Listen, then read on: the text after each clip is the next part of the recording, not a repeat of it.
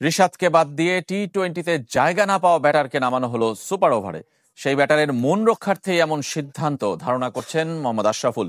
সহকারী কোচ মোহাম্মদ সালাউদ্দিনের আধিপত্য নিয়ে প্রশ্ন তুলেছেন সাবেক অধিনায়ক। মিরপুরে প্রতিপক্ষকে বহুবার স্পিন ফাঁদে ফেলেছে বাংলাদেশ, নিজেরাও যে সেই ফাঁদে আটকায়নি তাও নয়। এই যেমন ওয়েস্ট ইন্ডিজের বিপক্ষে দ্বিতীয় ওয়ানডে দ্রুত মানিয়ে নিয়েছে ক্যারিবিয়ানরা, অথচ চেনা কন্ডিশনে সেই হোপের মতো একটা ইনিংসও খেলতে পারেনি বাংলাদেশি ব্যাটাররা।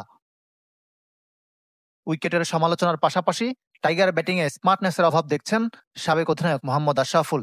সাই হোপ যেভাবে ব্যাটিং করেছেন, একটা বলও কিন্তু মনে হয়নি যে ডিফিকাল্ট হচ্ছে, কিন্তু আমাদের প্লেয়াররা নিজের কন্ডিশনে বা নিজের ইনিংসটা কিভাবে বিল্ড করব বা টিম কি চাচ্ছে এই মুহূর্তে, ওই জিনিসগুলো আমরা এখনো রিয়েলাইজ করি না।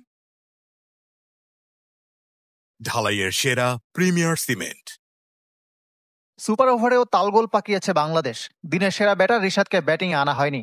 ওয়েস্ট ইন্ডিজ স্পিনার আকিল হোসেনও বিস্ময়ের কথা জানিয়েছেন ম্যাচ শেষে। যাকে আমরা টি-20 দলই রাখি না, তাকে আপনি এক ওভারের খেলায় নামাচ্ছেন, এটা তো অবশ্যই হাস্যকর একটা ডিসিশন ছিল। আমার কাছে মনে হয়েছে যে যেহেতু আমাদের কালচারে আমরা ভেবেছি যে সে তাকে না নামালে হয়তোবা সে মাইন্ড করবে, এই বিষয়টা মনে হয়েছিল। সুপার ওভার সহ ম্যাচের গুরুত্বপূর্ণ সময়ে অনেকটা নিষ্ক্রিয় ভূমিকায় দেখা গেছে হেড কোচ ফিল সিমন্সকে। সব সিদ্ধান্ত ও পরিকল্পনা সিনিয়র সহকারী কোচ মোহাম্মদ সালাউদ্দিন করছেন কিনা, এমন প্রশ্ন তুলেছেন মোহাম্মদ আশরাফুল। হেড কোচের কালকে ইনভলভনেস দেখে আমার কাছে মনে হয়েছে যে একদমই জিরো ইনভলভনেস।